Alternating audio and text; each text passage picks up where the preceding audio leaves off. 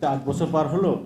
আমরা 6 বছর যাবৎ মাঠে, নট অনলি প্রেস কনফারেন্স, সেখানে পলিসি মেকারদের নিয়ে, এবং যতবার জিআরপি অনুষ্ঠিত হয়েছে ততবারই আমরা এটা বিভিন্নভাবে বলার চেষ্টা করছি।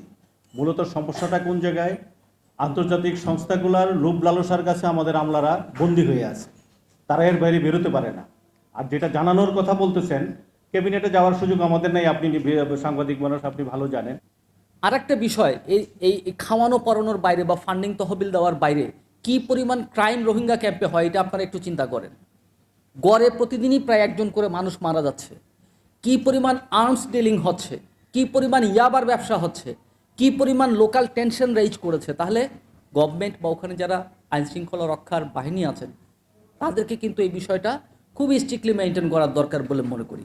80% রিফিউজি বাংলাদেশের তো গরিব দেশগুলোতে থাকে, এবং জাতিসংঘের ম্যান্ডেট অনুসারে এটার দায়িত্ব হচ্ছে ইউএনএইচসিআরের। ইউএনএইচসিআর রিফিউজিদেরকে দেখাশোনা করে থাকে, অন্যান্য জাতিসংঘের এজেন্সিগুলো সেখানে কাজ করে, যেমন ডাব্লিউএফপি তাদের খাওয়া পড়ার কাজ করে থাকে। কিন্তু সেই ক্ষেত্রে কথা হলো, ইউএনএইচসিআর সেখানে আন্তর্জাতিক এনজিও যেমন অ্যাকশন এইড, তাদেরকে কেন কাজ দেবে? অ্যাকশন এইডের তো পয়সা আনা উচিত ইউকে থেকে, সেখানে তারা তৈরি হয়েছে। ইউএনএইচসিআর কেন অ্যাক্টেড নামে একটা ফ্রান্সের এনজিওকে সেখানে কাজ দেবে?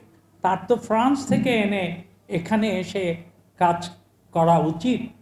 ঠিক টেরেডেস হোম নেদারল্যান্ড থেকে তৈরি হয়েছে, তাকে কেন কাজ দেবে ইউনিসেফ শিক্ষার জন্য? সেটা নেদারল্যান্ড থেকে এই পয়সা আনা উচিত। এই কাজগুলো দেওয়া উচিত বাংলাদেশের যথেষ্ট পরিমাণে স্থানীয় এবং লোকাল সংগঠন আছে, তাদেরকে কাজ দেওয়া উচিত। আপনারাই বিচার করুন আমরা সেটা ন্যায্য কথা বলতেছি কিনা।